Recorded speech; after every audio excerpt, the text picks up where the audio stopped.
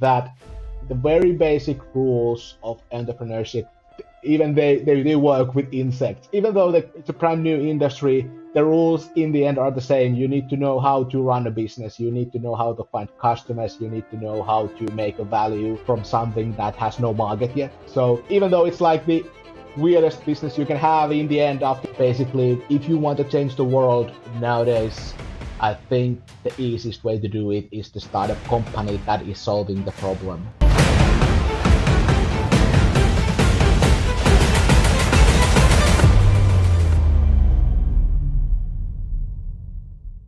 I'm very pleased to welcome you, my first guest in this podcast, Santtu Vekkeli from Finland. He's the founder of 10 plus startup companies around the world and he's an innovator.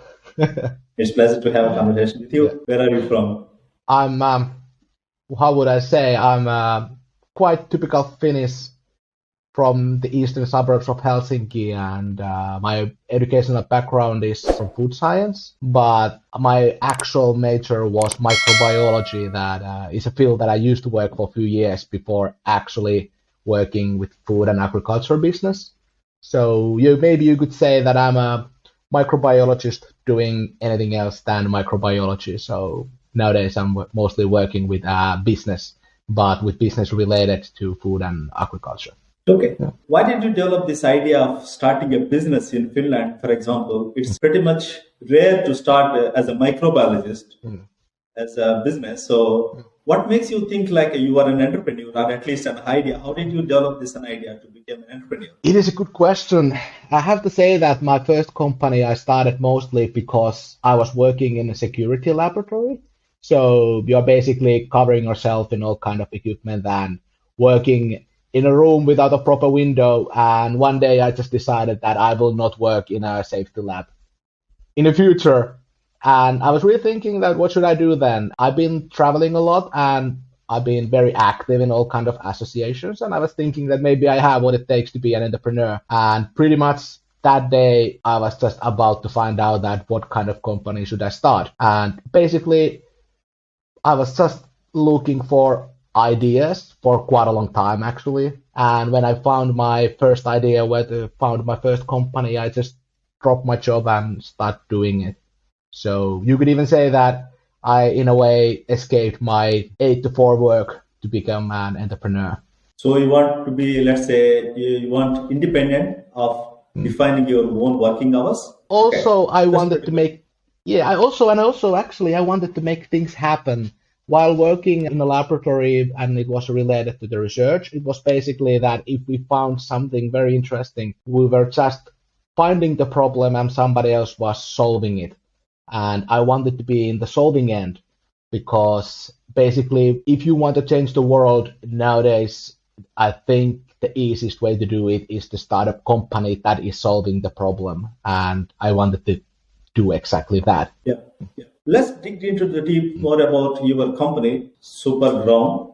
So how did you came up with this an idea of creating a product with the industrial waste? I've been actually collecting ideas of unsolved problems related to the food chain for, I think, 11 years or 12 years already. So I have my famous black book with all kinds of questions that should be able to solve, but there is no proper company or tool or mechanical solution to do that. And one of the problems was the use of hard tissues. And basically I was walking on a fairs maybe 4 years ago, and there I was really thinking that maybe we actually do have everything we need to be able to solve the problem of eating hard tissues. We are not just mixing and combining existing technologies to do it. So it was actually kind of a moment of understanding that we might be actually this close of solving the whole concept of eating bones, and I just need to actually try it.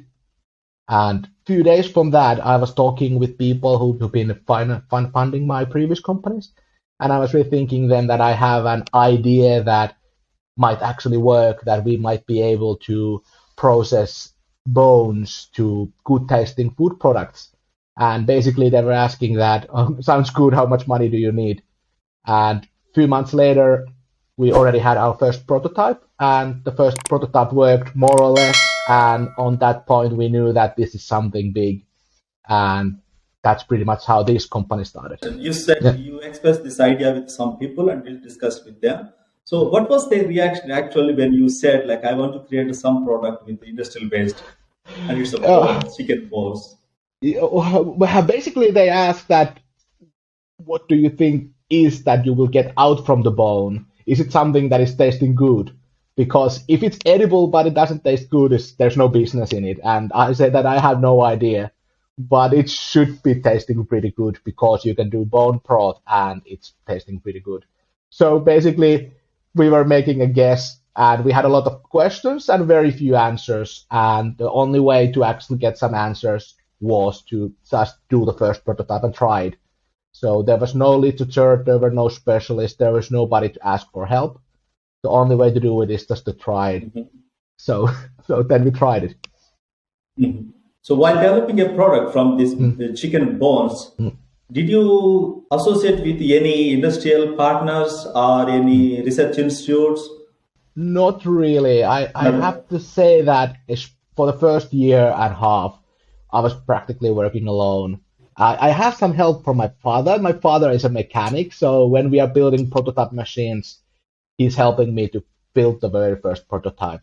But basically, we had an idea from the literature and from the previous research related to the bone and bone eating and all kind of biochemistry of bones, but there were very, very few answers. So actually, we decided to not to try to overanalyze it and just try and see what happens kind of a approach. So we were also thinking about that could we somehow simulate it, but pretty fast we decided that the simulation of a problem that we don't know any answers or we don't have enough of information is not worth of the time. So it was very, very hands-on, straightforward way to do it. And how long it took from idea to prototype product? Basically the day when I sit down with the first funders, we had the small scale prototype in maybe 3 months, and that was like small scale. And then a machine that was like 10 meters long, maybe something like 5 months later.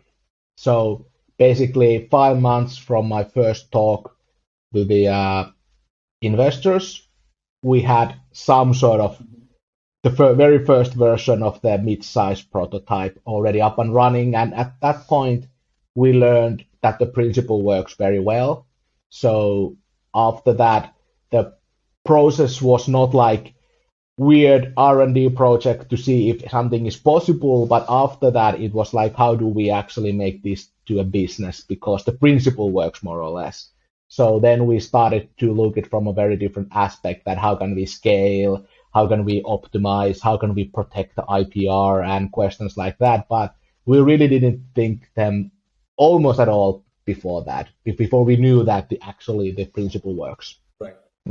So did you take any help from Helsinki regional authorities for funding or providing space or any kind of technology transfer or something? No. We at this point, I didn't. Was there any specific reason? Yes, the main specific reason was that I didn't need help at that point, because it was we chose pretty straightforward strategy. And one thing was also that we really didn't know what the direction will be after the first test. And after we get the results, then we knew that we need to do this and we need to do that to be able to make a bigger prototype. And we need to be able to find out these facts before we can patent it and so on. But even at that point, I was using my existing network of people, and we didn't use any public organizations assistance at all. So basically, I had my contacts from my previous companies that I was collaborating with. I have to say that I think that for the first year, there were maybe only 4 people who actually knew what's happening. So there were very few people related to it.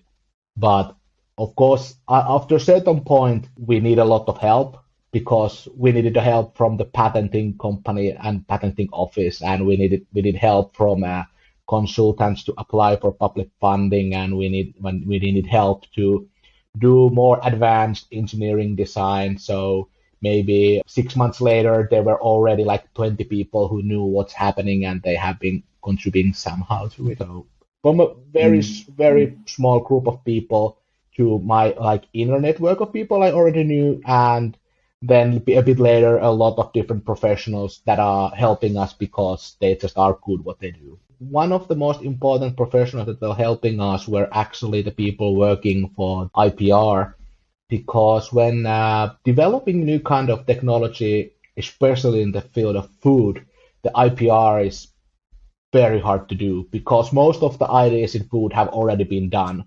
So it was actually very critical to think that how can we protect like a food processing principle. So those kind of questions are technically very complex, but at the same time they are like legally also very complex. So we needed help to be able to solve that. So I would never been able to patent the basic principles by myself or even with the people that I already knew in my network. So that was one of the tasks I really needed help. And other thing that I really needed help a lot also was kind of an branding and marketing. So pretty early on, we contacted different kind of branding offices and asked them that if we have a new food concept or new kind of class of products, we will need help to be that we want to control the story around it, because even if you have the best tasting and the healthiest food, but somehow people don't feel it that way, it's slowing everything down a lot. So not as the first thing, but as a very one of the first things we did, that we actually started to build a brand and a PR for the innovation, because I have seen so many unbelievably good food innovations that are slowed down because everybody's thinking that it's a bad idea or it's disgusting or something else. So you want to control the story, and that's. So what happened after you created a prototype product and you tested with different samples, like a sensitive evaluation? So how did you scale up your business? So basically, when we knew the machine works, we did kind of a test factory unit in Kotka, Finland. So we have like all the parts you need for a larger factory, and we started to ask potential customers to travel there.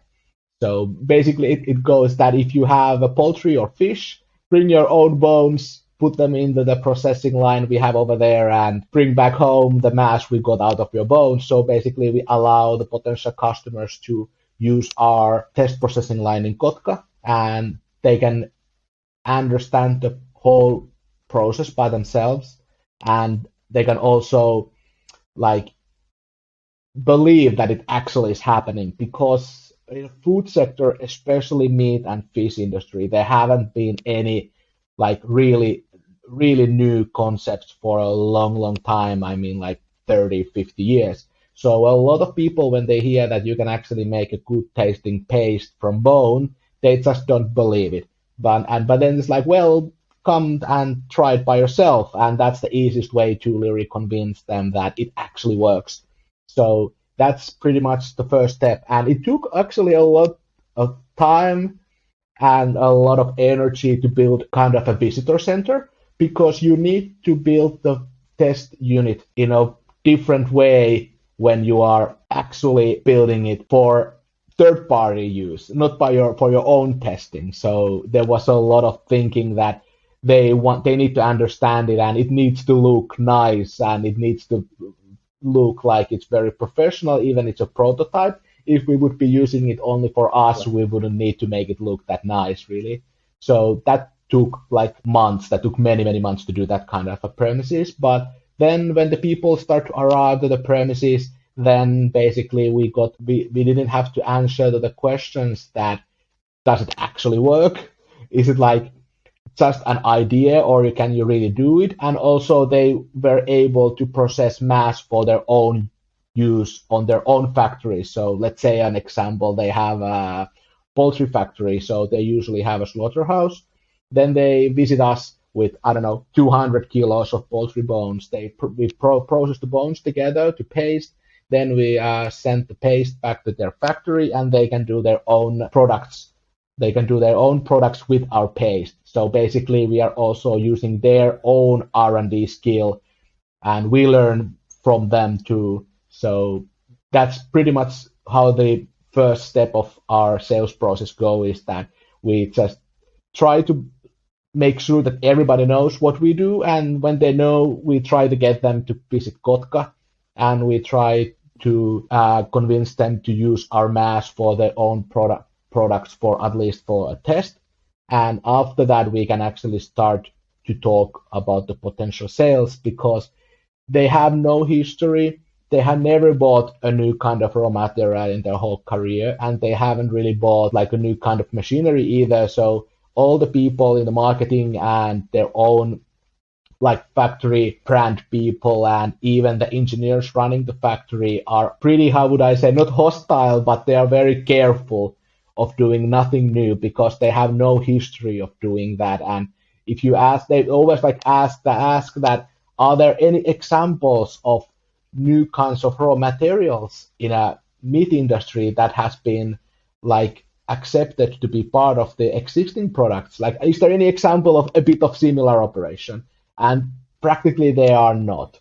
So that makes it everything slow, and everybody's super careful because they just have no history of doing new stuff. It's usually the progress is super slow, and it's related to automation or something like that. So in this case, we need to think, I mean, the whole sales channel differently, because we have to convince them at every level, not only the people running the factory, but also the branding people and everybody, to think at first and believe the next, and then to accept it as a third. So one question here. Yeah. Why do you think that there's not that much of innovations in the meat industry? What was the reason? It's a complex question, because in a way the meat industry is very innovative, but the innovation is related to logistics, automation. So if you go to the poultry factory, they are very automated actually, and they have a lot of efficiency, all kinds of operations. So not only how they actually slaughter the animals, but also how they use the raw materials, and how they try to make like extremely good tasting products with very little price. But at the same time, the innovation is like limited to certain level. They really don't look in the area where they don't know the answer in a way. So all the companies are somehow, the companies that have succeeded, they have made their success usually by slow progress and copying. So basically, if there is a company that has a new kind of packing for their product, everybody's seeing how it's going, and if they are very successful with the packaging, everybody will just copy it. But at the same time, there are very few companies who are willing to do something completely new, and I do get that, because there are no examples of great success of trying something completely new. It's slowing down the progress of everything, because the success, at least by this far, has been related to the slow, constant progress. So I think it's a cultural thing mostly. And other thing is also that it's not very profitable. So they don't like have extra money for R&D and all kind of spin-off projects. So it's logistics business after all. Everybody's selling identical product. If you go to grocery store and you buy chicken nugget or chicken cut or fish fillet or whatever you buy, they are pretty much the same for all the companies. So it's not a business where it's easy to specialize a bit something unique that others can't copy immediately. Was it the same in Asian countries and the United States as well? Or did you see any difference? Yeah, so in especially in some of the Asian countries, there have a different logic in the meat industry in a way. But in the end, especially in the poultry industry, there is a kind of standard way of doing things. So if you go to the modern poultry factory in Malaysia or Finland or US, they are pretty much identical. They have more or less the same machines. They are more or less selling the same products. So it's very, very standardized. The fish industry is not that much standardized, at least not yet, but especially the poultry is. And so you can see some differences and some more innovative products, but not that much. I would actually say that the meat industry innovation is happening on a restaurant level. And it's pretty Okay. unique situation in a way that if you look like very bad example, but fish sausage, you can find some products from the grocery store, but if you actually look for the most like innovative fish sausage, it's in a like high-end restaurants. They have their own kind of testing of this kind of products. So it's pretty like a standardized world with standardized solution. And that's also one of our challenges because if we want to provide a new kind of machine that is producing new kind of material, there is like a resistance from the industry because then you are providing and asking them to do something that is not standard because everybody knows how you are supposed to run a poultry factory.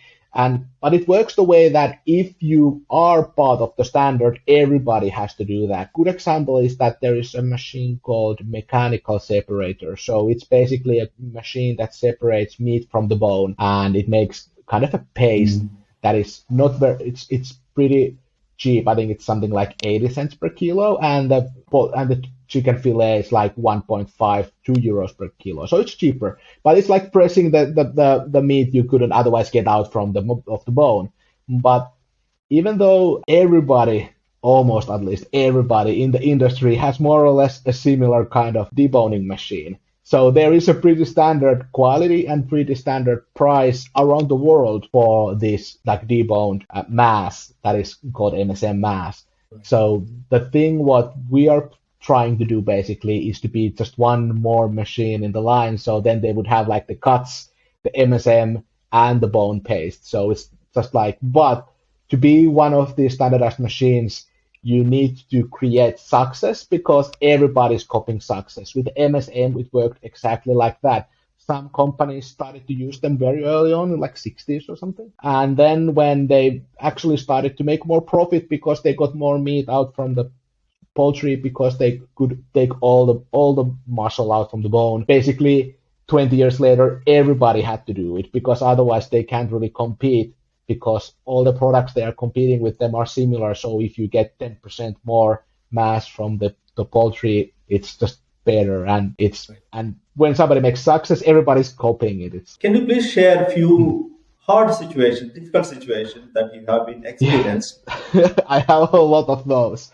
So the first thing that actually starts with everybody is that everybody wants to be the second one. Nobody wants to be the first one because there is very little to gain by being the first one. So everybody's like, a lot of companies, they say, even after like you're talking them for a week, and then they're like, we really like your idea and we really want to buy one machine, but we are waiting that somebody else is doing that in our market, and then we will learn and copy what they did because we can wait 1 year more. It's no problem. Yeah.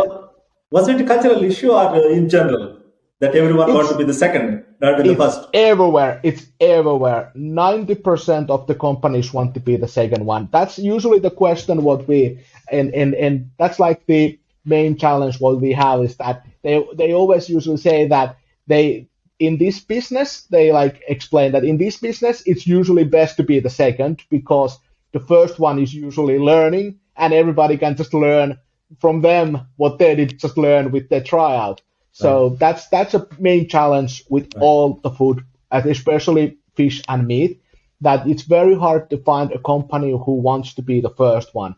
And the second challenge is usually that we are actually selling a product that nobody really knows what's the price of the product. So that we have a machine, everyone knows how much the machine costs, but nobody knows how much does the bone paste actually cost. How much money you can ask for it? Can you ask as much as the mechanically separated meat, or can you ask as much you can ask for the meat fillet, or can you ask as little as you can ask from the skin of the animal? So and nobody really knows because there's no existing market. So for the first customers, they have a lot of questions that are impossible to answer because how can we give them a price of a product nobody knows? And nobody really doesn't even know how much they can sell. One machine can do like 1.5 million kilos a year minimum, the medium-sized machine. Do they actually have a market for 1.5 million kilos of the mass, or do they have only market for half a million kilo? And they don't really know it yet because it's very hard to say. And the main challenge is that even after running the machine for like a year, they still will not know it because it's a kind of a market where everybody's waiting and watching. So we are trying to convince companies to be the first one, and at the same time we are convincing them that they need to find the answers to these questions that we can't really answer because we can't give them any price or we can't really give them any proper market size for the mass. So that's the thing that we have to fight against. And like my own history, I also had a company in edible insects, and there they had a pretty similar problem that nobody really know that if you can sell edible insects, how many people would like to buy them, how much are they willing to pay, and how do people react if they are mixed with existing products. And there or they didn't work out at all. So basically, actually, we were pretty successful of selling insects for grocery stores and also be mixed with existing products. But then, as the market was tested, we learned that basically nobody wants to buy them. And that's a thing we really couldn't know very well when we were doing a lot of consumer research.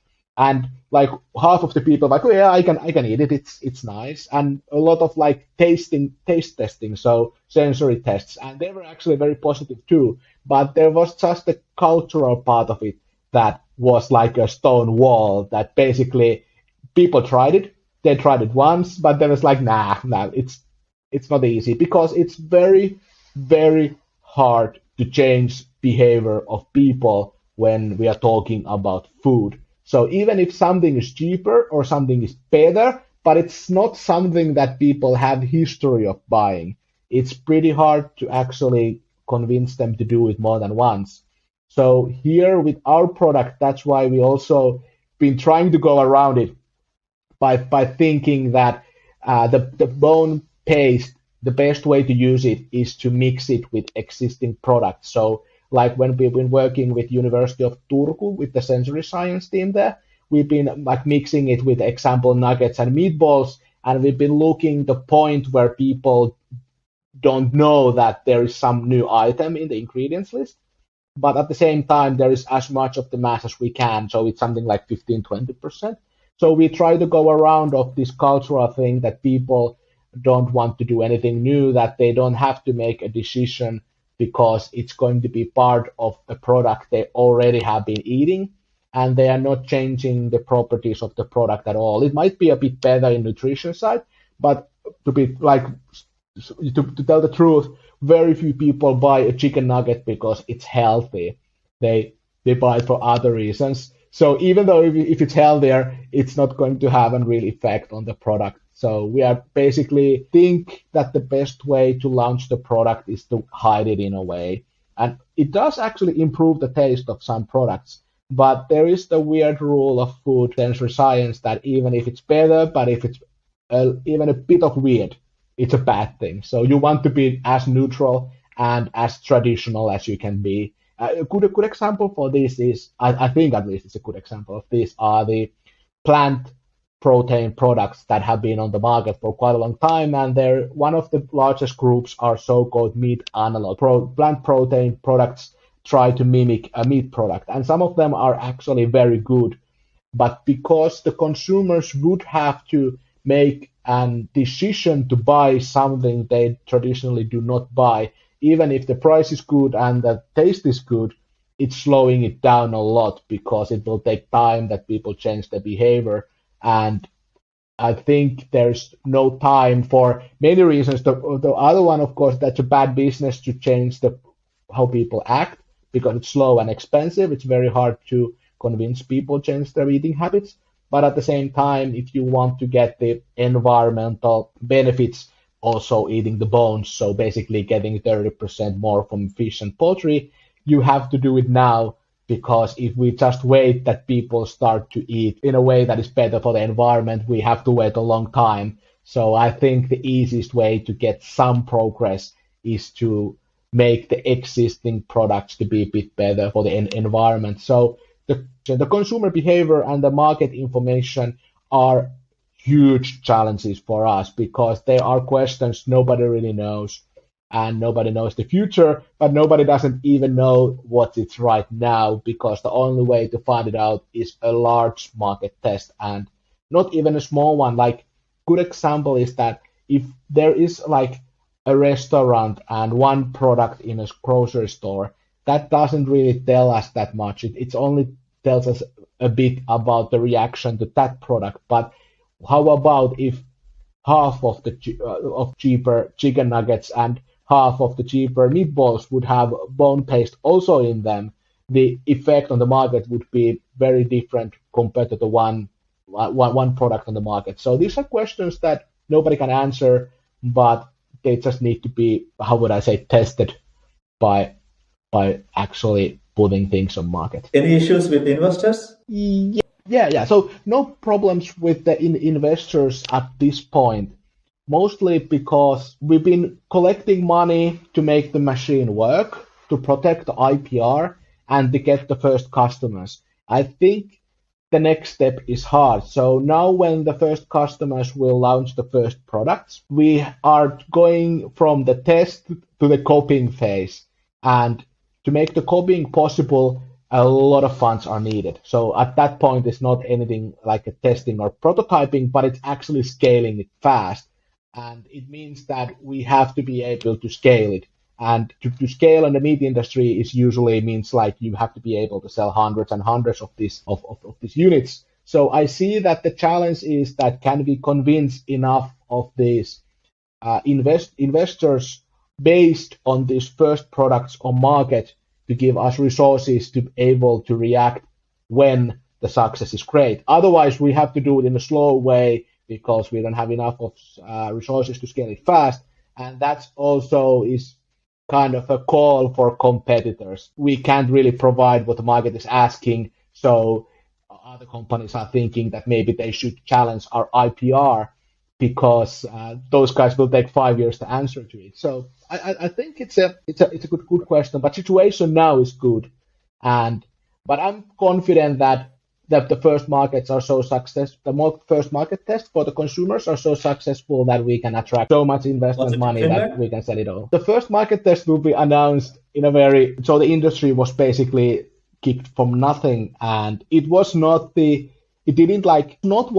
was like speculated it could be. It didn't change everything. But even though it didn't change everything, there are only few mid-sized and large companies that are really doing it in a scale nowadays. But it still did change something. And now when the change has already started, pretty confident that it will just take time. So maybe 10, 20 years from now, the feed insects are more common they are now. And maybe there is some sort of new coming of edible insects too, but confident now that it will take some time. So maybe I can do it when I'm 60. Question regarding your recent interview with seafood sources. That you said you are developing some kind of technology to use the fish bones as a product to develop some new product, right? So can you tell a little bit about fish bone, how this idea fish bones? Yeah, so the fish bone idea, actually, when we were starting with poultry, we actually started with both fish and poultry in the beginning, but we just needed to concentrate on one at first.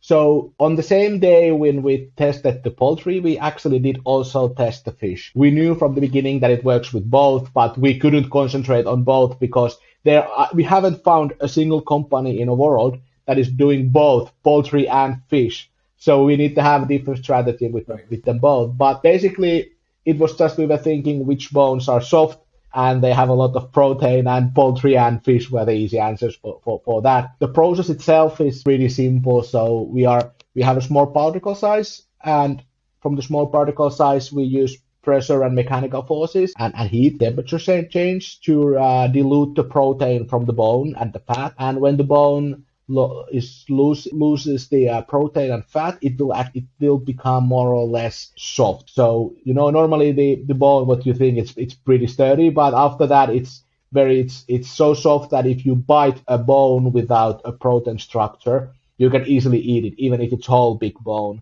But it's not completely soft, of course, but it's like easy to use your teeth on it. So the process itself is very simple. It's very close to making a bone broth, and it's also made with modified existing machinery. So we didn't really invent a new kinds of machine itself. We modified 5 to 7, depending what bone we are working with, existing machine to work as a processing line and with the different parameters and some different materials to be able to do what we do. So we didn't really start from the scratch. So we modified existing old school machines. So are you also focusing? So the next on the list. So the first contact there is likely to be done maybe in a month or so. But basically what I at least I plan at this point to do in Asia is that I need to think the logic how it goes there, because I have already knew that the logic in Northern Europe, Central Europe, Eastern Europe, and the Northern America are very different from each other. So when we've been talking with fish companies in all these, they have a very different idea, even if they are very similar to each other in many ways. But at the same time, they are, how would I say, they're similar, but they're the way how they run the operations are different.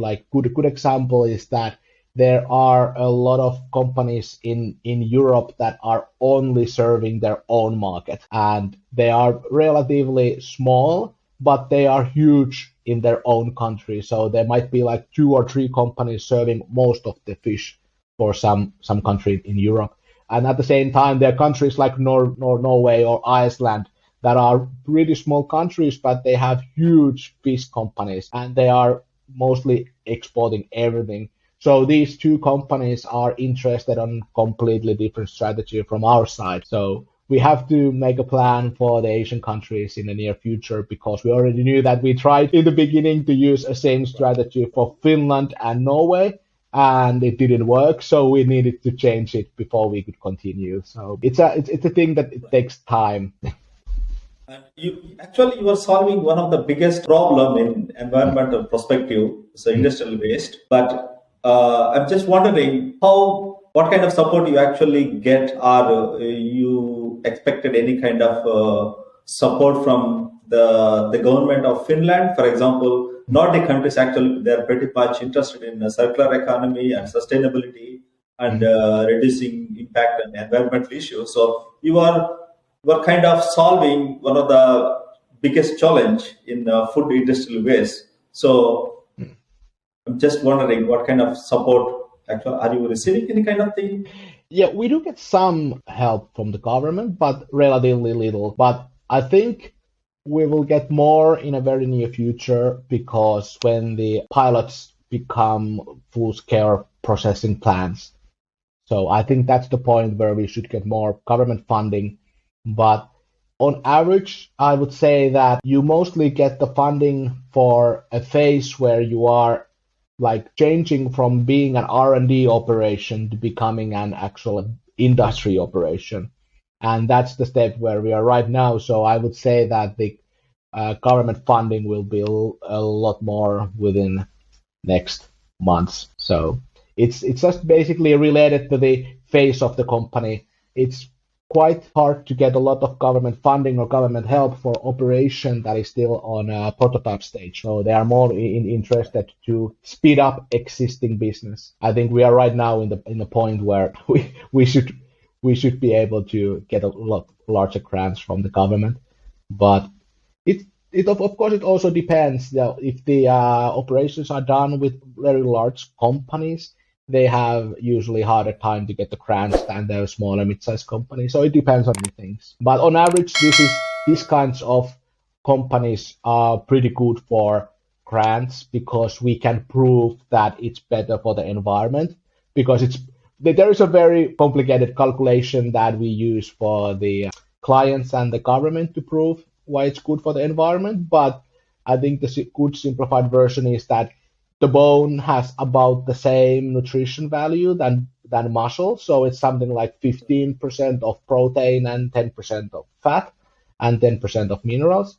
So if you also eat the bone, especially calcium. yeah, it's calcium phosphate. It's there is actually surprisingly little calcium in bone, even though you could think, but it's like 2% or something of the mass. But because you get more nutrition value from the same amount of animals, you basically need 30% less animals to get the same amount of nutrition. So that's the basics of the calculation, how you end up having a more efficient food chain.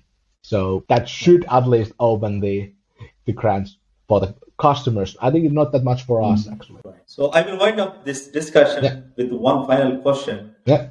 What kind of suggestions you would give? Can you please share some of your thoughts on this? Yes. Go to work in meat industry. I have some background in the meat industry, fish industry actually, and milk. And without being inside of the industry, it's very hard to understand the people in the industry.